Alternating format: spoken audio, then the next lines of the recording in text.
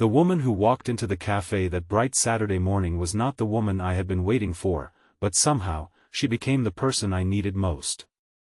I was sitting beside the window with 2 untouched coffees in front of me, rehearsing a smile for a blind date who clearly did not want to meet me, when a graceful older woman stopped at my table, looked at the empty chair, and said the words that would change the direction of my life forever. She had sent me to reject you, but honestly, why don't you take me out instead?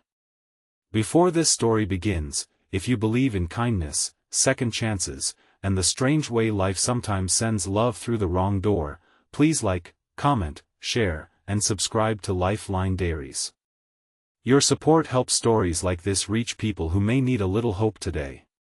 My name was Rowan Hale, and by the time I turned 34, I had become very good at pretending disappointment did not hurt. I worked as a quiet restoration carpenter in a small coastal town where sunlight touched everything before noon and the sea wind carried the smell of salt into every street. My hands were rough from old wood, broken doors, and forgotten houses, but my heart was softer than I liked to admit. After my father died, I had spent years rebuilding other people's homes while my own life stayed empty. I had friends, neighbors, clients, people who waved at me from across the street, but no one who waited for me at the end of the day. So when my coworker Bram convinced me to try a blind date with his cousin's friend, I said yes mostly because I was tired of eating lunch alone on weekends and pretending I preferred it that way. Her name was supposed to be Maribel Voss, a cheerful school counselor with a love for art museums and lemon cake. At least, that was what I had been told. I arrived early because I always did, wearing the only navy shirt that still looked new and carrying a small bouquet of yellow tulips because Bram said she liked simple gestures. The cafe was glowing with late morning light, full of clinking cups, soft conversations, and the smell of cinnamon rolls. Outside, people walked dogs, children chased pigeons near the fountain, and everything looked almost too bright for a man preparing to be hopeful. 20 minutes passed. Then 30. My coffee cooled. The tulips began to look embarrassed in my hand. I checked my phone again and again, but there was no message. Every time the cafe door opened, I lifted my eyes, and every time it was someone else, a small part of me folded inward. I was about to stand up and leave when a woman in a cream linen dress entered, carrying a leather handbag and wearing sunglasses like she had stepped out of another decade.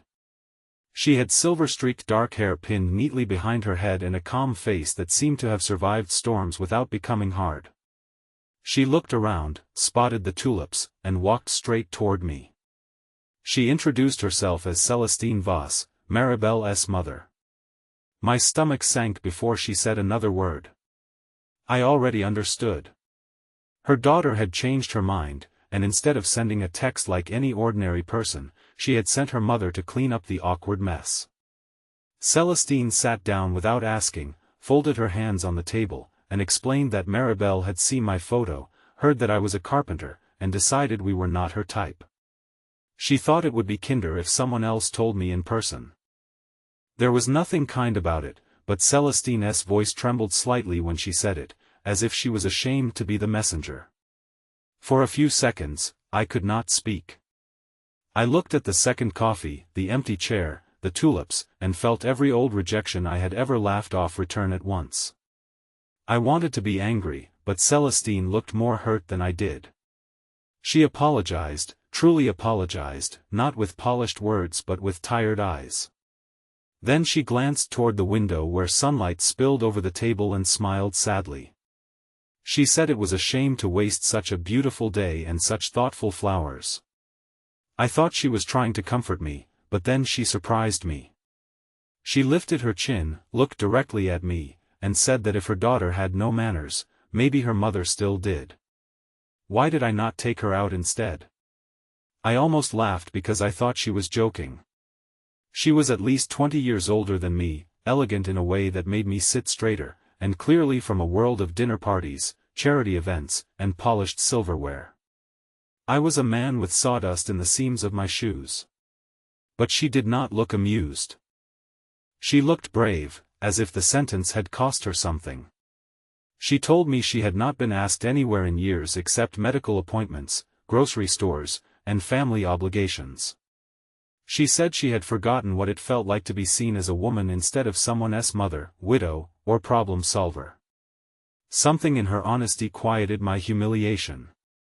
I pushed the fresh coffee toward her and gave her the tulips. She accepted them like they were rare jewels. We stayed in that café for nearly 2 hours, talking while the morning grew warmer outside. I learned that Celestine had once been a pianist, that she had given up performing after marriage, and that after her husband's sudden death, she had spent 10 years managing everyone else's grief until she lost track of her own. She asked about my carpentry, my father, the old homes I restored, and listened with such attention that I felt my simple life become important in the telling. After coffee, she suggested a walk through the Saturday market. I thought people would stare, but mostly they smiled. Celestine moved slowly, admiring handmade pottery, fresh peaches, sunflowers, and old books stacked under a blue awning. I watched her brighten with every little thing. She bought a small paper bag of cherries and insisted we share them on a bench near the fountain. For the first time in months, maybe years, I forgot to feel lonely. The day had begun as a rejection, yet somehow I was laughing in sunlight with a woman who made the world feel gentle. But beautiful surprises rarely arrive without shadows. That evening, Maribel called me. Her voice was sharp with embarrassment and anger. She accused me of making her mother look foolish. She said Celestine was vulnerable, lonely, and too trusting. I listened without interrupting, though every word scraped against me. Then she said something that stayed with me: her mother had already lost enough, and I should not give her hope just because my pride had been wounded. I told her softly that I had not used her mother to heal my pride. Her mother had treated me with more kindness in one afternoon than many people had in years. For a week, I stayed away. I told myself Maribel was right, that whatever had happened at the café was only a strange, sweet accident. But every morning, I found myself thinking of Celestine's smile when she held the tulips, the way her fingers hovered over an old piano displayed in a music shop window, and the way she had said she missed being alive, not just useful. On the 8th day, I found an envelope slipped under the door of my workshop. Inside was a note written in careful handwriting. Celestine thanked me for the nicest day she had had in years and said she understood if I never called, but she wanted me to know that for one afternoon, she remembered herself. I called her before I could talk myself out of it. We met again, this time at the botanical garden during the day, where glasshouses shimmered with heat and orchids bloomed like quiet miracles. We did not call it a date. We called it a walk. Then another walk became lunch. Lunch became Sunday drives along the coast. Slowly, gently, something tender grew between us, not the reckless love of movies, but a deep companionship that felt like finding a warm room after standing too long in the rain. She made me feel less invisible. I made her feel less finished. The town noticed before we admitted anything. People whispered. Bram stared at me like I had turned into a headline. Maribel confronted us outside a bakery one afternoon, her face pale with disbelief. She asked her mother if she had lost her mind. Celestine did not shout. She held her paper bag of bread against her chest and said she had lost many things, but her mind was not one of them. She said she had spent years making choices that kept everyone comfortable except herself, and she was done apologizing for wanting joy. That moment changed everything. Maribel cried, not because she hated me, I think, but because she had never imagined her mother as a person with desires separate from motherhood. She had turned Celestine into a symbol of safety, sacrifice, and predictability. Seeing her step into daylight as herself frightened her. I understood that fear. I had done the same thing to my father after he died, turning him into a memory so perfect that I never allowed myself to live beyond missing him.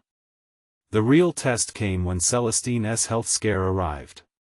One morning, during a charity garden event, she collapsed beneath a white canopy while guests froze around her. I drove her to the hospital with my heart hammering against my ribs. For 6 hours, I sat beside Maribel in a waiting room that smelled of antiseptic and vending machine coffee. Neither of us spoke much. Then Maribel looked at my hands, still stained with walnut varnish, and asked if I loved her mother. I did not answer quickly because the truth deserved care. Finally, I said that I loved the way her mother made ordinary light seem precious, loved her courage, loved her laughter when she forgot to hide it, and loved that she had walked into my rejection and turned it into mercy. Celestine recovered. It was not as serious as we feared, but it shook all of us. When Maribel saw her mother wake up and reach for my hand first, something in her softened. It took time, but she apologized. Not perfectly, not dramatically, but honestly. She admitted that sending her mother to reject me had been cowardly and cruel. She said she had judged me before knowing me and had judged her mother even more. I accepted her apology because bitterness was too heavy to carry, and because Celestine had taught me that dignity does not require revenge. Months passed, and the story people whispered about became something quieter and more beautiful. Celestine returned to the piano. I restored an old upright for her, sanding the wood by hand and tuning every scar into part of its beauty. At her first small performance in the town hall, she wore a deep blue dress and the yellow tulips I had given her had long since dried inside a frame near her piano. Maribel sat in the front row, crying before the first note ended. I stood in the back, unable to breathe from pride. Celestine played like someone opening windows in a house that had been closed for years. Near the end of that performance, she looked at me from across the room, and I understood that love does not always arrive dressed as we expect.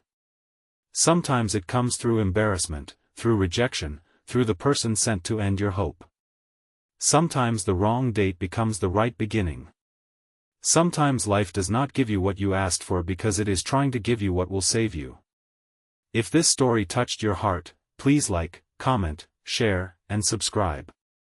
Your engagement helps Lifeline Diaries bring more emotional stories of kindness, healing, and second chances to people who may be waiting for one small sign not to give up.